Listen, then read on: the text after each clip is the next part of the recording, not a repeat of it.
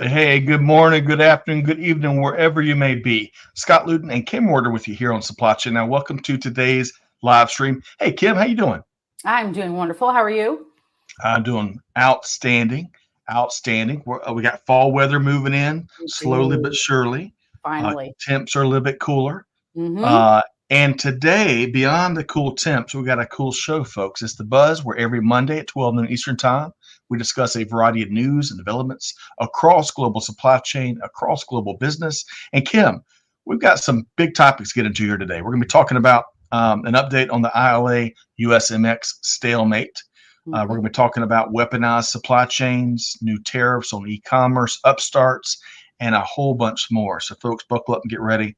We want to hear from you today as well. And Kim, other than what me and you have to share, we've got a great guest joining us in just a few minutes, as we're going to be joined by Sofia Rivas, the host of the newly reinvigorated Supply Chain Now in Espanol. So that is going to be quite a show. Kim, are you ready to dive in? I am ready. Sophia is a firecracker, so this is going to be fantastic. Hey, I think y'all two are going to be quite the 1-2 punch. And I can't wait to learn from you both here today. So, two things, folks, before we get going.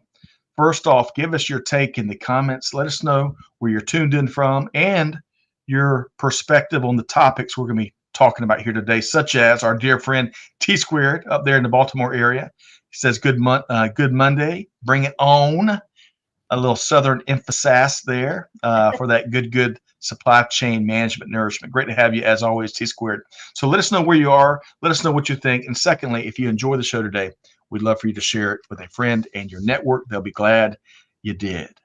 Okay, Kim, we were touching on weather a moment ago, and we want to share probably the most important message today is to all of our friends out there impacted, friends and family, colleagues, you name it, impacted with the hurricane that came through especially the southeast. It's been just stop you in your tracks type of imagery and video of all the destruction. We've got dear friends and family members still without power a couple days in. So here's the deal, though. Many of our audience members are very action oriented, and if you want to help, there's lots of great nonprofits out here. We happen to know American Logistics Aid Network very well.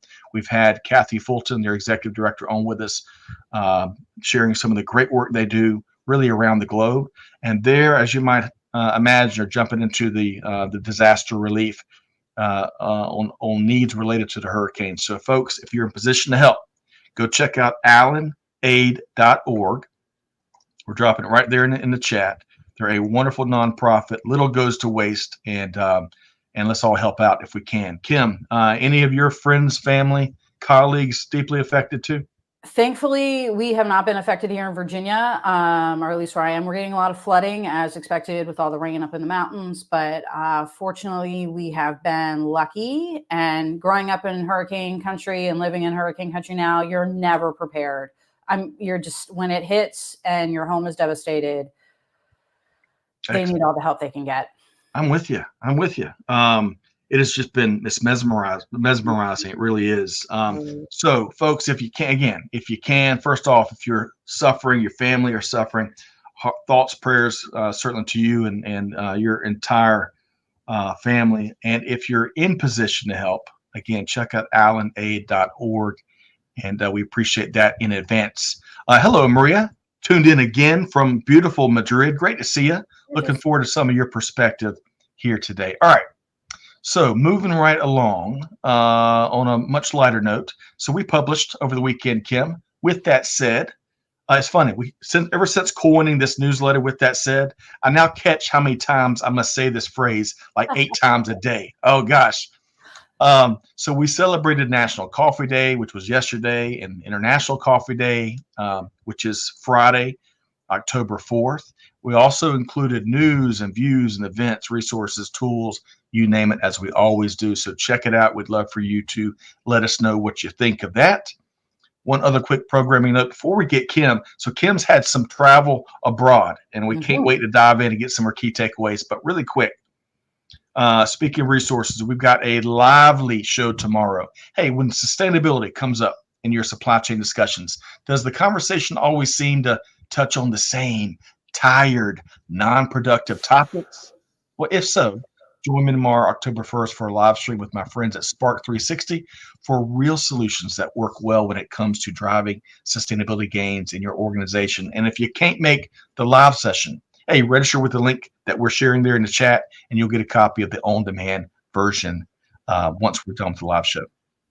Okay, as promised, we got Kim in action right here. Kim Reuter, rock and roll star, right here. And Kim, this is, let me see if I get this right here. Before we bring in Sofia, I want to talk about your trip to Bangkok, Thailand, where you noted, and did some other things, I think, in the 4th WCA e-commerce annual conference 2024.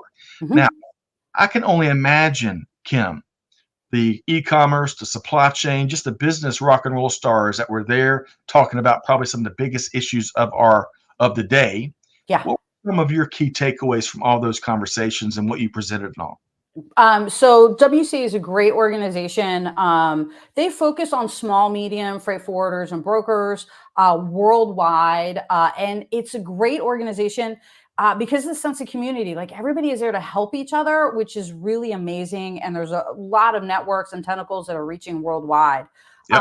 And it was a great organization. What we talked about a lot and what we saw is how can these small, medium freight forwarders and brokers play in the e-commerce space.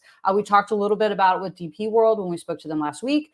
And there is a ton of opportunity. You do not have to be a huge freight forwarder and broker. You don't have to take on, the top 5s of the world to be successful in the e-commerce supply chain space. So we talked a lot about how can smaller and medium-sized freight forwarders and brokers really benefit and add value in the e-commerce space. I love it. And I bet there were some creative, innovative discussions there to be had. Now, did you, your topic that you spoke on, again, look at this great shot. I love the coloring, so bright, and it's like it's inviting. Beautiful. They did such an amazing job. And the gentleman sitting right in front of me, you see the back of his head, that's David Yoakum. That's the founder of the WCA. And so they did a gorgeous job. WC in general just does a beautiful job, but it was a great event. And a lot of what people were bringing into it is how in my country, we learned a lot about other countries. I'm going to be honest, I was a little naive. Not everybody's automated. Like, it didn't quite hit me that not every country out there is automated. There's still manual manifest clearances that are happening, which kind of blows me away a little bit. So we learned a lot about what's happening in other countries and how these changes, especially with e-commerce, is really impacting. And we're going to talk a little bit about that coming up here soon too. But yeah, it's really shocking just to see just how much more development there is in the space that's available. I'm with you. It sounds like a wonderful time. I look forward to diving in deeper after the show, maybe on the food, the sites and visits. Oh, I can only imagine. Well, you know how business travel is. You get there and you're just like, work. Got the blinders on, dialed in. Love it. Well, hey, folks, if you want to learn more about WCA, we have dropped the link there, I believe, to the organization. We also dropped the link to the Spark 360 event that's tomorrow. And I bet if I go a little bit further upstream, I'll find the link to With That Said that we shared on the front end, as well as allena.org. Well, Kim, appreciate you sharing. I look forward to hearing a debrief of your next keynote session, and good stuff there. Lots to talk about still as it relates to automation. I know everyone hears a lot about that, but gosh, we are still the tip of the iceberg on all the way that we can empower the human element to just chase after much more fulfilling and do better. So stay tuned. Okay. Speaking of staying tuned, we've got a great show here today. Some big topics we're going to talk about. But before we get into them, I want to introduce a dear friend, also supply chain dynamo, just like Kim, and a wonderful business leader. Let's welcome in Sofia Rivas, host and CEO with Supply Chain Now in Espanol.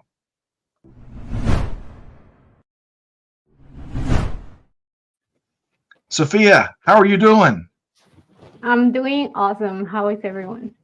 We're doing outstanding. I'm doing a little bit better now. I tell you, I've got the 1-2 punch, got Kim and Sofia. We got some big topics, and no one pulls any punches. So I'm looking forward to a great conversation. But before we get there, Kim and Sofia, let's talk coffee just for a second, right? Just for a second. I made, it's funny. Back a couple years ago, maybe 10 years ago, you could ask anybody, hey, what's your favorite coffee? Everybody drank coffee. These days, as I've learned, it seems like there's a few less people drinking coffee. Some opt for tea or whatever. But for me, coffee and caffeine is how we get business done, right? Going back to what Kim was saying, got the focus, got the blinders on, give me a cup of coffee, we're going to knock it out. So with the National Coffee Day and the upcoming International Coffee Day, I want to ask both of y'all one of your favorite coffees. And let's start with you, Sophia. What's one of your favorite coffees out there? Well, I don't know if you're asking a particular brand or style. But Either one. Style, no wrong answers. No wrong answers, Sophia. If it's a style, I'll always get a double espresso with a little bit of sugar. Okay. Or if I'm feeling like I want a larger coffee that lasts more during the day, I'll get a cappuccino with an extra shot of espresso. That's how I do it. And if you didn't know, a cappuccino already has 2 shots, so I'll be really caffeinated by the time I finish that coffee. I'd like to see that. You're always so cool, calm, and collected, right? So I'd love to see you after a couple of those espresso shots. All right, Kim, same question to you. What coffee makes you go? I'm a cappuccino drinker as well. And I love Lavazza, Italian coffee beans. If you're a cappuccino drinker, you're a Lavazza fan. I have a super automatic espresso maker that I bought many years ago. I know. And people make fun of it when they come to my house. They're like, and then I make them a cup of coffee or a cappuccino. And Please they're like, invite us. Like, I want today. This. Yeah. You have one too, don't you, Sophia? No, I have the Nespresso one for virtual. Yeah. And sometimes we can get the Lavazza coffee. The pods. Yeah. I feel so inadequate with my coffee equipment, Kim and Sophia. I gotta upgrade. You need to upgrade. I got to upgrade. But speaking of, I think this is Amanda or Tricia. I think it's Amanda. Give me all the coffee. Supply chain now runs on coffee. Normal day, I drink my coffee black. I think she meant to say. If I go to Starbucks, it's venti non-fat latte with extra shots. That is Amanda. Karak Jose. And we all need the extra shot. I gotta say, if you can handle it, it's a little right. first time. That's right. You don't need to have downtime, right? That's what you're saying, Kim. Karak Jose says nothing beats a well-made Turkish coffee with mastic for me. Plus, I can read the future in it. I bet you can, Karak. You do that good without the coffee. I'm going to add one more thing. And Alex, I'll grab your comment in just a second. Let's see here. I've got pictures. So one, we got lots of favorite coffee brands. So this is a really cool organization called Thrive Farmers, and they really invest in coffee growers around the world to help them make it more sustainably and help them make the money they should be making. Very frankly, they say it much more eloquently than I do. But I love this night shift coffee. It's a darker roast, so it'll definitely keep you going. But even better, check this out.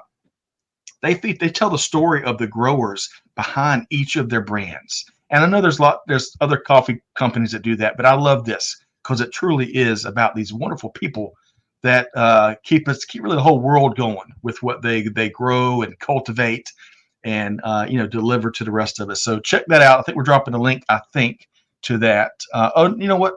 Better yet, I'm going to tell you exactly how you can get it. So if you go back to With That Said, our newsletter, we actually opened on this coffee, and we include a link if you want to make a purchase like I recently did. Okay, so Kim and Sophia, one more thing. I want to welcome in Alex. Great to see you. Now, Alex says, my name is Christian Alex Ivy, active duty Navy musician, looking to join the supply chain world in 4 years when I retire, air quotes, from the Navy. Super thankful to Supply Chain Now. Well, welcome, Alex. Appreciate what you do. Tell us the type of music you play, and we look forward to helping support your ongoing professional development and eventually your transition from the military, thank you for your service, to the civilian supply chain world. So great to have you here today. Okay, I wish we could stay on the up and up and light positive topics. But Kim and Sophia, that's not how we do it in global supply chain. We got to tackle all stories and developments, very frankly. So what I'm going to do is I'm going to unpack the latest, and there hasn't been a whole bunch of movement, but make sure everyone is with us, level setting on this ILA-USMX stalemate.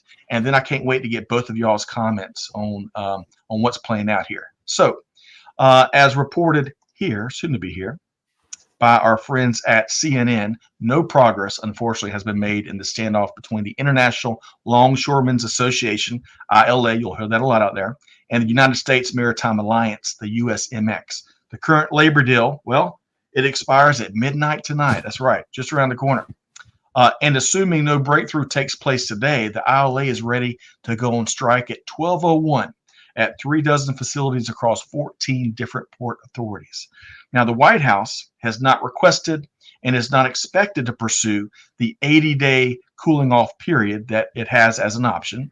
If a strike does indeed take place, it'd be the first such strike since 1977. And according to, you got a variety of impact figures out there, according to Oxford Economics, sounds pretty smart to me, it would cost the U.S. economy up to $7.5 billion with a B dollars for every week that it would continue.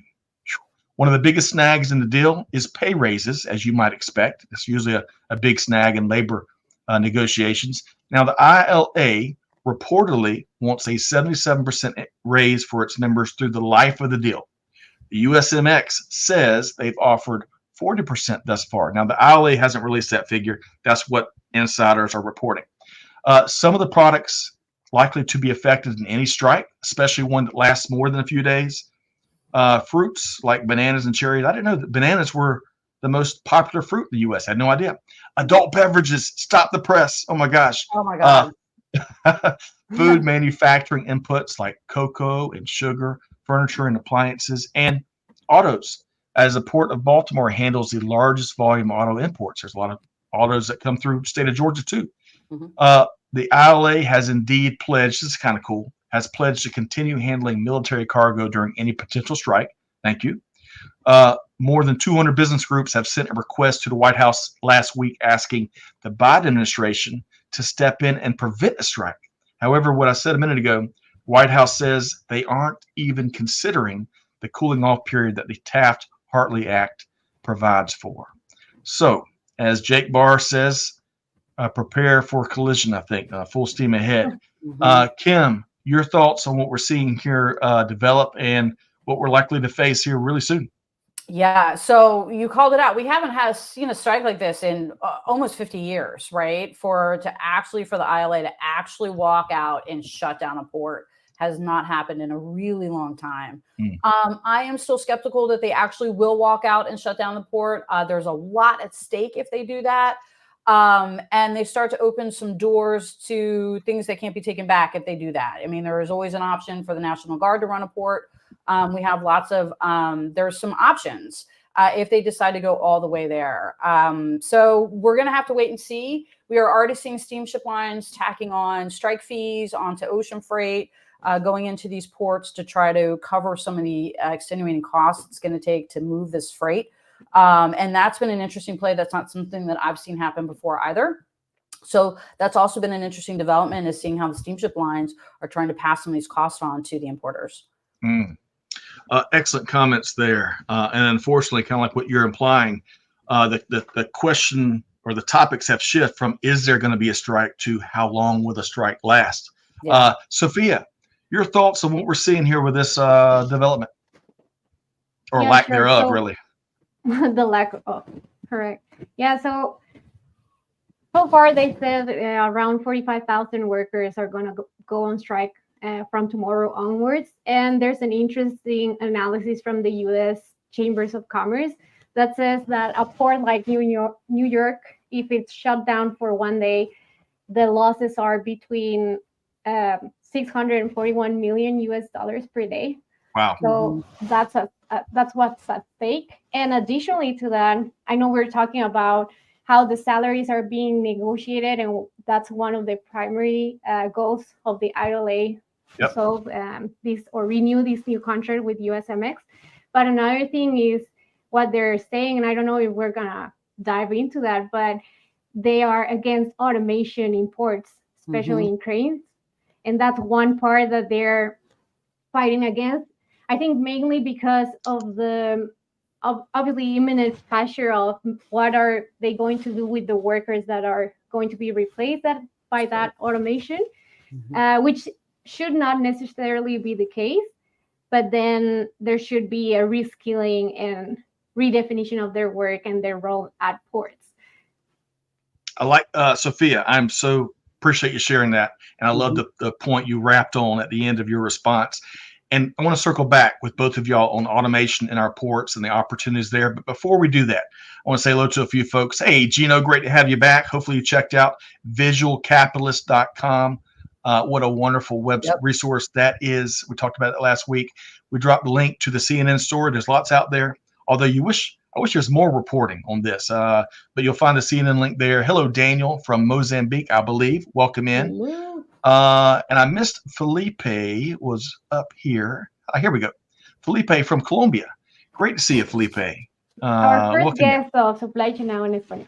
Hey, how about that? Welcome in. And all of you out there, let us know your take, whether it's on the negotiation, impact, you name it, economics or automation, as Kim and Sophia have touched on already. It's interesting, Kim, kind of tying it back to what you opened up with some of your key takeaways. Some various countries around the world, because it takes the world for global supply chain to take place. Some folks are really advanced in this area of automation. Other folks are more advanced in this area. Well, what we have found, and if you ever toured ports, you'll be fascinated. But in the States, a lot of, not every port, but a lot of ports have tremendous automation opportunities as well as information sharing amongst all the parties. And to Sophia's point, that is a concern for any labor union, of course. Any additional thoughts, Kim, when you're in about automation and how some still look at it as a tremendous threat, if not applied appropriately, maybe? You will always need humans. I don't care how much technology we need. And I know that is always the fear when we start to have automation. We saw it a lot when I worked at Amazon and adding automation to FCs, because now FC workers feel like they're going to be displaced. We see automation in customer service now, right? With chat bots and automated answers and things like that. So technology is displacing humans, but that doesn't mean that they're necessarily going to have to be out of work. And their jobs may shift, their responsibilities may shift. The benefits of technology, and we seem to forget these, is that technology can work 24/7. A human cannot. And so we get a lot of benefits by, being able to add automation to the ports, with being able to turn ships faster, move more cargo. So there's a lot of benefits to automation, but we do need to step away from this, like, one person loses their job for every piece of automation, because it's not always the case. Excellent point, Kim. And I'll just add two quick thoughts before I come and give you the last word, Sophia. Automation has been replacing certain human jobs since the beginning of time, right? That's why we have technology. However, as we like to say every single time, if any of our fellow humans out there, if you like learning, raise your hand and volunteering and step into new roles, technology is going to open the door for tremendous opportunities. And then secondly, I know all three of us are big continuous improvement believers and have been involved in plenty of those efforts and led them. There's always room for opportunity. And what we can't do is prevent our economic competitive advantages in our ports by wanting to protect the status quo. We all want jobs, and we want to take care of all those folks around the world that make supply chain happen. But we can't turn a blind eye to common sense, in my view, to common sense automation anywhere. Sophia, your thoughts, your final word on this topic. Yeah, no, I completely agree with what you're saying, Scott. And what Kim mentioned about we need to start looking at our automation differently. I think whenever we pitch automation, we shouldn't be saying, oh, this would be equivalent to X amount of people. Why do we keep pitching like this so that our project is accepted and implemented? I think, okay, this will be the initial savings, but then how will these make our people more productive, right? Rephrasing and redefining with new KPIs rather than saying how many salaries am I going to save. Yeah. That's an excellent call out. And I think, can we all agree that just like technology has been doing things since the beginning of time, leaders have been botching change and continuous improvement and business, since the beginning of time as well. It is how we couch it and talk about it and the accurate narrative that we build out there. So that's a great call out, Sophia. Good stuff, Kim and Sophia. I wish we could talk about this big story for the rest of the hour, but I'm hoping, maybe naively, that there is some kind of divine intervention and everyone gets, there's a grand compromise. We'll see. Not projected. Just quick note. I don't know if Amanda can drop the link, but I shared an analysis from a Spanish-speaking magazine in logistics. So for our folks that speak Spanish and want to Google Translate, it's a good analysis on all that has happened around this topic. So love it. And I think we should be able to drop that link. No problem. Great call out. All right, Kim and Sophia, just kind of circling back around through the comments. Let's see. Alex plays all sorts of music, and he plays the tuba. How about that? We're gonna have to get some video footage of your band, Alex. Great to see you here today. Claudia, great to see you, Claudia. Thanks for your note over the weekend. Great analysis, Sophia. Excellent point there. Enhancing humans, not replacing humans. That's an excellent point there. She says that's her expectation of AI.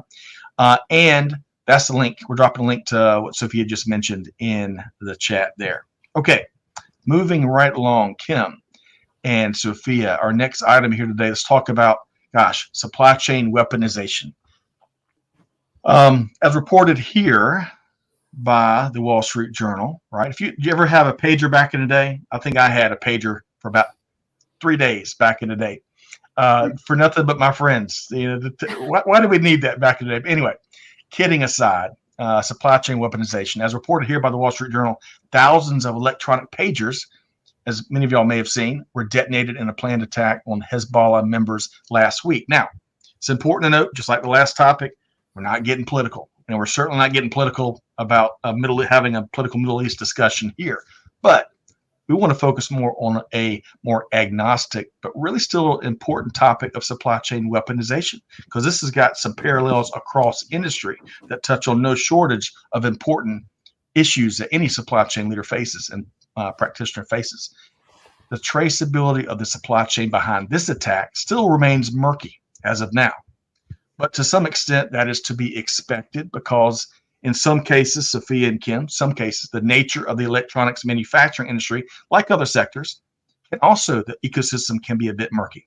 You've got tons of production outsourcing taking place. And as Rob Hanfield, a supply chain management professor at NC State University, go Wolfpack, and said he contributed this quote to this piece, quote, "There's multiple distributors, there's multiple contract manufacturers, there's multiple boards, there's multiple locations. It's just a really confusing array of people." And it can certainly be a deep, wide, and dark ecosystem. I'm not just picking on the electronics, many sectors, right? And all of that could present a prime opportunity that can be taken advantage of by any bad actors. So, Sophia, supply chain weaponization and this story, or in a broader sense, any topic, any comments of yours there? First, I would like to say it's not fair for the word supply chain to be there in the headline. Excellent point. Okay. I just think it's easy to blame it on the holistic view of all the components there. But I think at the very end, it's all about reminding us how to be more focused on security and additionally to have more transparency and visibility. I think that's sadly, this situation that happened, which is very tragic, and I think no one wants it to happen again. Yep. It's a reminder of we need to be even more transparent and more visible among us. Because I think, especially in the technology and hardware industry, we keep secrets from each other. Mm-hmm. Because why? Because we want to be the first to launch X type of technology. We want to get ahead of the curve and for our product to be purchased by people first, and that puts blind into our supply chain, and can only, I don't know, even people can only just see tier 1, and beyond that it's harder. So I think this is an opportunity to be more transparent, and I would quote a Star Trek quote here. We often fear what we do not understand. Our best defense is knowledge. And I want to share that because it talks about, if we share knowledge with others, then we won't have to fear anymore. So that's my invitation for Sophia. I love that. And I love whenever Star Trek makes it into any conversation here. I might just be a Star Trekkie. I know. Our best defense is knowledge.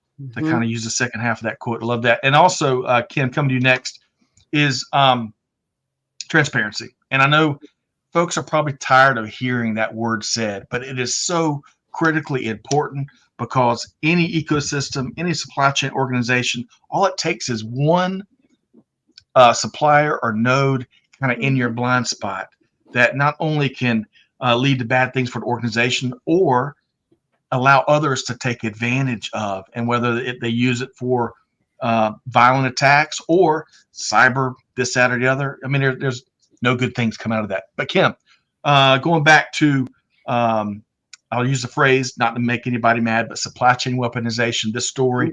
What are your thoughts here? So as someone who lived through 9/11, working in the supply chain industry, to me, that it was the biggest supply chain weaponization that we've ever seen. And, you know, not only the lives that we lost, but the strategic selection of the planes, because they were long distance cross-country planes, and the fuel. We also lost our New York customs office and a lot of our customs officers in that attack. So for me, we've been fighting weaponizing the supply chain since 9/11. And it's been an ongoing issue. I think we've gotten a little bit relaxed with it, especially during COVID, because we just had so many other things to worry about. But we still have a serious issue with weaponizing our supply chain, and also our food supply chain can also be weaponized. And that is something, a very hot topic that's being discussed today, or in the market today as well, is how do we protect our food supply chain? We import so much of our food now, almost unwittingly, and that makes it susceptible. Kim, both of y'all, appreciate y'all's perspective here. I kind of pick up on what you were sharing there, Kim. And again, apolitical here. But I bet y'all have seen these reports and some of the concerns that the U.S. government has in terms of other countries that have access to critical information in our cranes, in our ports. Yes. And there's not full visibility on exactly the full accuracy of that, but also the full extent, if that is the case, and what it could do to stymie any kind of activity, especially in a contingency, or goodness gracious, hopefully never, but there's some sort of geopolitical where we try to bring the supply chain to bear to take action. So lots of concerns. Sophia, I like your point about, everyone's attaching anything to supply chain in some cases, maybe not here, I don't know, but because that's been a hot topic in recent years. But Kim, also to your point, the broader, whatever you call it, the broader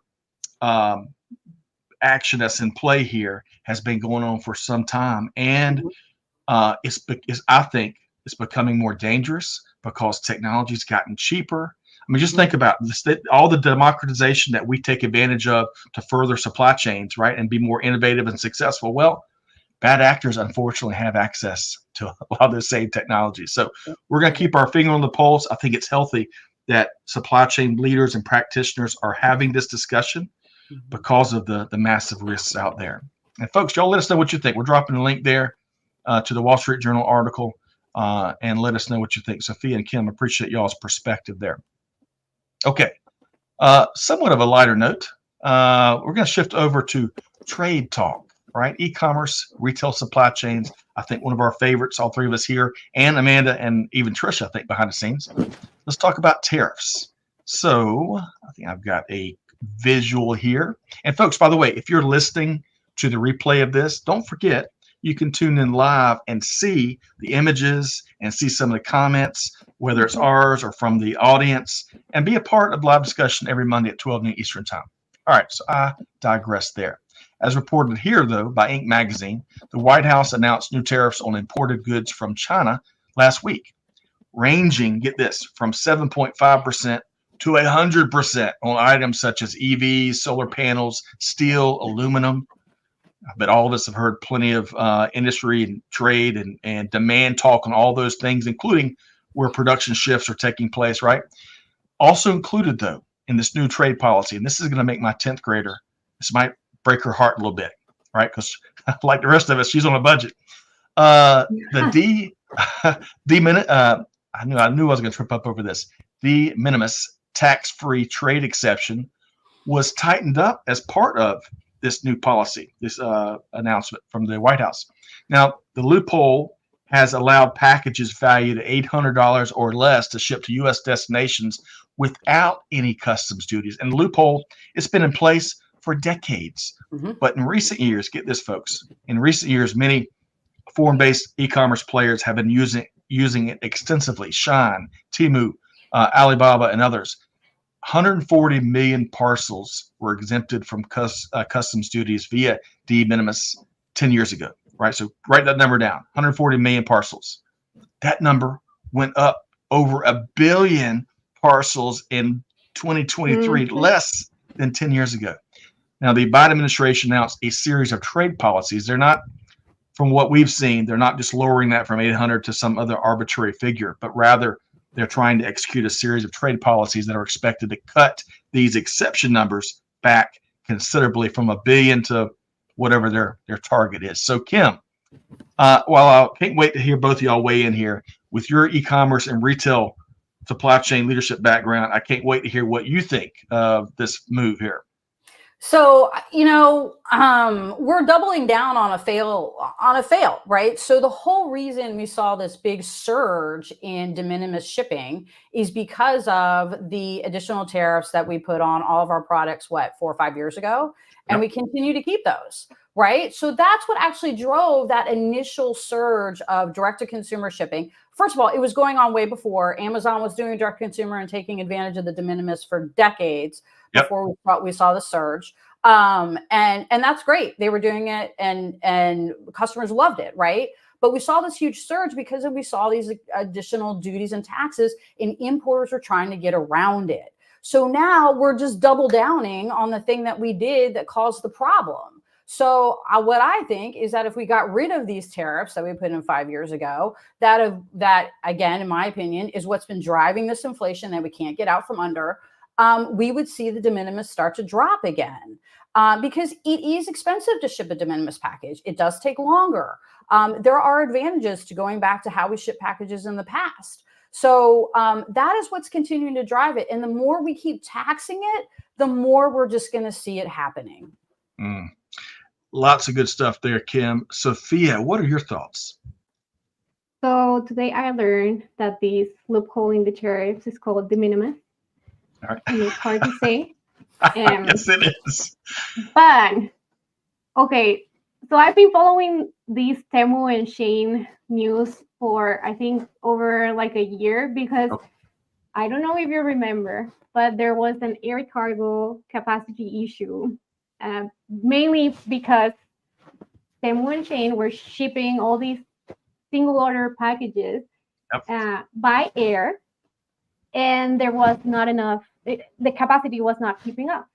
So that's why mainly it was taking that long for your order to finally arrive, right? Because I think if there was a poll of people that say, why do you buy through Shein if it's so cheap and it might not be sustainable, it might hinder the environment, and they say, yeah, but they ship it by ship, right? That's why it takes 6 weeks for it to arrive to my house, but it actually isn't. It's shipped by air, but it takes longer because there's no air capacity for it. Nice. Okay, so that's one myth that consumers think about Shein and Temu.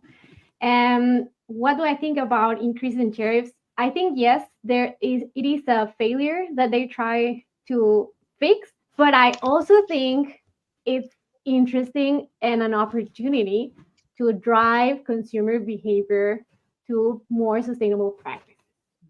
Okay, So it might work. I just think that the way in which they're doing it might do exactly the opposite. Mm-hmm. Excellent point. I would just add, Kim and Sophia, I am no economist, and macroeconomics bit me more times as I tried to pass that in college back in the day. So I'm not going to share any of my economist take on tariffs. However, just the pricing and repricing, having done that in when I was in the manufacturing world, oh my gosh, the time, and some of it is self-imposed, right? Organizations set their own prices, but man, when third parties come in and then you got to go back and refigure out all the variables, oh my gosh, what a pain that can be at times. So we shall see. Kim, your final word on what we're seeing here is one of the things you mentioned. I don't think you said this in your response, but we were talking pre-show about just how effective these new trade policies would be at doing what they are setting out to do, which is kind of rein in. Right. Is it? I mean, is it? Will it be successful, or do you think it's a wild goose chase? It's a wild goose chase. But we've seen it. So the goal is to reduce reliance on foreign products, right? That's what we're trying to accomplish by putting these tariffs in place. The challenge is that 90% of the products consumed in the United States today come from China. Not that they just come from a different country; they actually specifically come from China. So that's a huge shift. And we're doing it in a way that the cost rolls downhill, right? So those tariffs get tacked onto the product cost, where the logistics cost, and it goes right on down to the shelf where the person, grabs the product, right?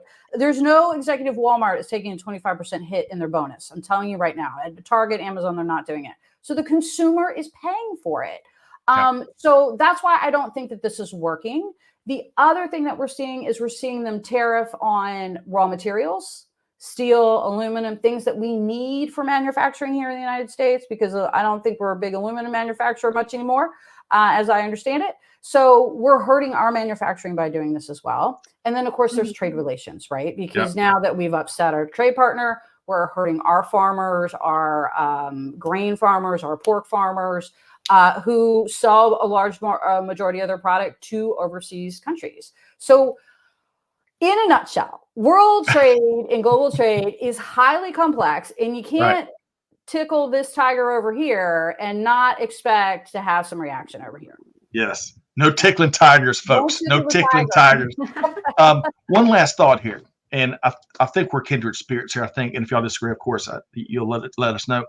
But the uniqueness of the North American trade region, Canada, U.S., and Mexico, the USMCA, that's brought a lot of goodness to try to make it less friction of the trade between. We've got tremendous opportunities. So I'm hoping that the governments of all three can continue their hands-on, in a good way, collaboration to strengthen the competitive advantage of the entire North American region. And we use that as we need to in these global trade standoffs, discussions, negotiations, whatever you want to call it. Okay, Sophia and Kim, we got to get to a couple more things here before we wrap, because both of y'all are doing some incredible things. We've kind of touched on some of the things Kim's doing out there, out in Bangkok. Man, I am so jealous. I hope to go sometime soon. You and Jenny Froome, many others have talked about. Yeah, it was very hot. I will say this: it was. We did not go we went on the off season. Okay. So it was exceptionally hot. I just had to tell you how hot it was.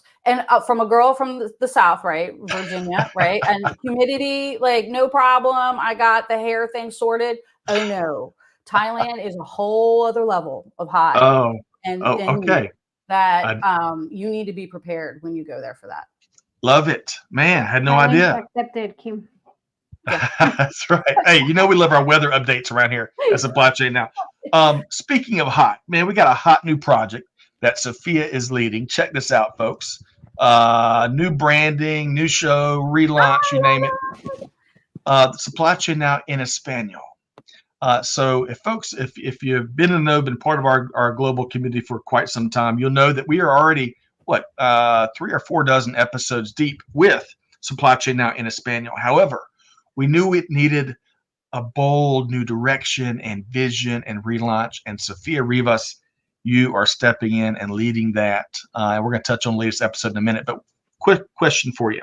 What can our audience come to expect with the new Supply Chain Now in Espanol? Well, first, it has been quite a journey. And I think Scott had previously, like, I don't know, through time being like, Sofia, you should be in this project, you should lead this project, like in an inception in my mind. And Right. finally it worked, right? And we have put a lot of love and energy to this project. First, what can you expect? It's going to be more bold, and it's going to focus more on stories that have not been told before, specifically from people that their first language is Spanish, which not necessarily means they are physically, I don't know, in Latin America or in Spain, but they could be anywhere around the world, but they speak Spanish and they want to tell their story.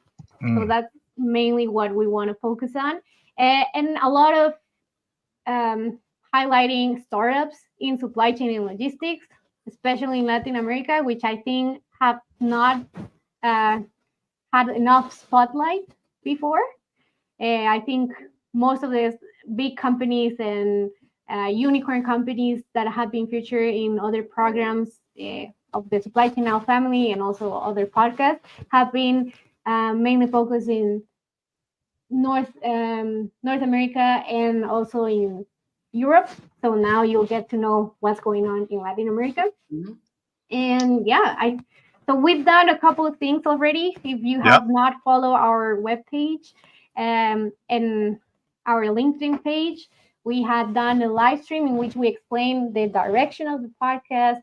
If you do not speak Spanish, but you want to learn, as Scott has promised in the last 5 years, you can see the recap of that live, and it's subtitled in English. So that's what we want to do. So for people to not feel alienated from Supply Chain Now in Espanol, all of our summaries will have subtitles in English. Thank God AI, because at the beginning I thought I would have to add them myself, but no. Oh gosh. You can, Yeah, I'm glad we can automate that. Yes. Right, Kim and Sophia. And one last blurb, because we've got your I think this is the first episode of the relaunch, right? And I think Felipe is in the audience. Really quick, Sophia, what was one of your favorite parts of this conversation, or what's something that folks should look forward to this conversation? So this is our first episode being released tomorrow, so stay tuned. And it's called Powerful Change with Artificial Intelligence. That's the translation. And if you don't know Felipe Hernandez, he's from Colombia. He has a company called Data, and it's all focused on AI and how it can be applied to supply chain and logistics processes, such as demand forecasting. And if you do not follow him, I don't know what you're doing. So go follow him. He's a LinkedIn top voice. He has thousands of followers.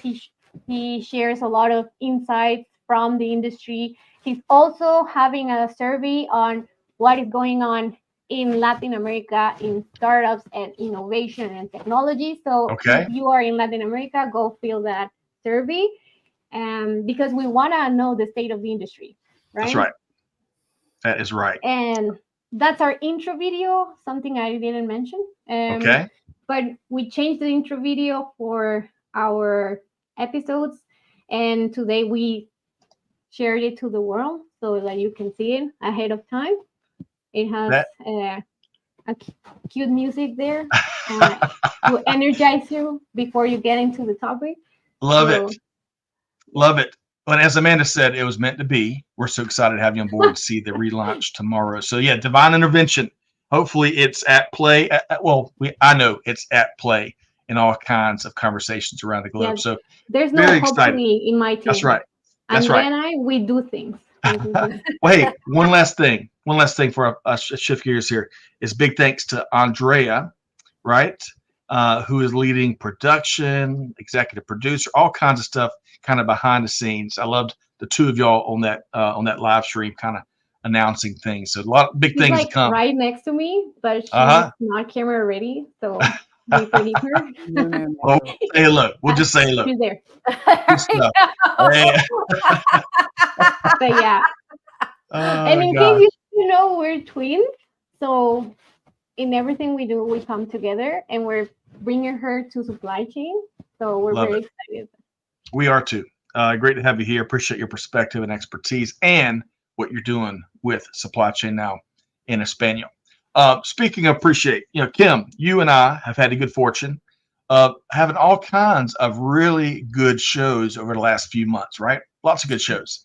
Yeah. Really have enjoyed your expertise and your experience and your sense of humor because it's been on full display for anyone to see, right? Now, this past week, last week we had a great episode with a couple of executive leaders, as you mentioned before, with DP World, and we talked a lot of different things, but in particular, a key theme was how small and medium-sized businesses can take advantage of innovative approaches and technologies when it comes to logistics. What were a couple of your key takeaways there, Kim? The biggest takeaway for me was that there's opportunity for small, medium businesses to run a supply chain as efficiently, if not even more efficiently, than the big guys. And there are solutions out there for you, and there are companies that are looking to partner with you. DP World is one of them. And they have solutions that are focusing just on small, medium-sized freight forwarders, small, medium-sized businesses, importers, exporters, that will enable them to get those cost efficiencies that typically are hard for you to get unless you're an Amazon, Walmart, Target kind of player. So the message that I got from DP World is that there's solutions out there. My message, because I work with a lot of small, medium businesses anyway, is that yes, you can compete. You just have to go find the right solutions for yourself. So don't give up. You can play and be just as efficient and be just as profitable as the big guys in supply chain now these days because of the solutions that are out there. Oh, well said, Kim. A lot of good stuff there. And folks, if you missed that conversation, you got to go check it out. We're including a link there. You can register. You get the on-demand replay. That's right. Just like Sophia, right down there. Y'all check it out. There's something for a lot of folks in that conversation, as Kim mentioned. A couple other things I picked out there, just a compliment of what you shared. Looking at total costs, really putting a big spotlight on some of the hidden costs that a lot of organizations, supply chain organizations, can have. Going to your front line, asking them the questions, because oftentimes they'll know best, right? They're the going to the Gemba. That's the reason why that's a big important thing. There's one other thing I was going to mention here. I'm looking at my notes. Transparency. Sophia, going back to your earlier point, that was a big theme throughout that conversation, as well as so I'm more a big Brother fan, right? The reality show. Me and Amanda have been watching it since the first season, and of course, its tagline could be a tagline for logistics or global supply chain: expect the unexpected. Oh yeah, you got to, right? Constant contingency planning, modeling, scenario, you name it, whole 9 yards, right? Scenario simulations and stuff. But great conversation, folks. Check it out. We got a link, as we mentioned, and let us know what you think. All right. One more point here from Alex. He was in Cartagena, Colombia last month with our Navy band, part of Continuing Promise 2024. Beautiful place and beautiful people. And I think Felipe was in Colombia. What part? Do you happen to know what part of Colombia, Felipe? And if not, I'll put you on the spot, Sophia. I know Colombia is a big country. But so yeah, Felipe is in Bogota. Okay, Bogota. But it's close, so kind of. That's why it's away. all depends on your view of the world, right? Close is relative for sure.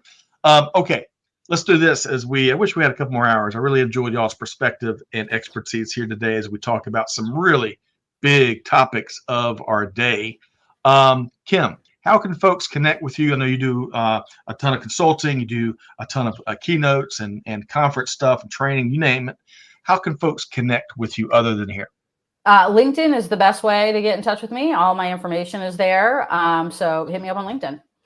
Love that. Appreciate that, Kim, and enjoyed your all of our shows we do together. And Sophia, how can folks track you down other than finding Supply Chain Now in Espanol, wherever they get podcasts from? How can they track you down, Sophia?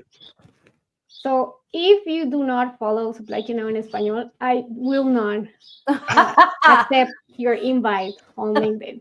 That's the conditional now. And I'll verify, because I think few people know this, but I do go through your profile whenever you send me your invitation, your invite. So I'll go through your profile and see, oh, they're active, they like supply chain, like that's my checklist. Okay. So if I haven't accepted you, it's because I'm behind. But and also because you do not follow supply chain now. We're gonna find out. We're gonna find out. Let me help you by helping yourself, you know. And Well, one. And on that, and on the other note that Kim mentioned, we should definitely one day be at a conference together and do a panel. Yes. I love doing that. Sophia, I don't think there's a roof big enough to hold both of us. I don't think so either. It should be an open space. Open space. Auditorium, yeah. With some of those soothing colors, like in that image Kim you shared earlier, right? Because we know the conversation is going to be fiery and frank, so we need soothing colors around us. Yeah. But we got to get y'all together for sure. I really have enjoyed both of y'all here on the buzz here today and your perspectives. Folks, thanks for everyone else that was here today. I know we couldn't hit everybody's comments and questions. Y'all keep it coming, right? Keep it coming. That's one of my favorite parts of all of our live shows is not just our wonderful practitioner co-host perspective and expertise, but what y'all share, right? What y'all share in the comments. If you want to learn more in an easy way of how to plug into the Supply Chain Now community, we're dropping a link to do that just right there. We try to make things really easy. One click away from checking out the podcast, the events, the newsletter, you name it. You'll check that out. But most importantly, folks, big thanks again to Kim Reuter. Thanks for being here, Kim. Big thanks to Sofia Rivas. Thanks so much, Sophia and Andrea.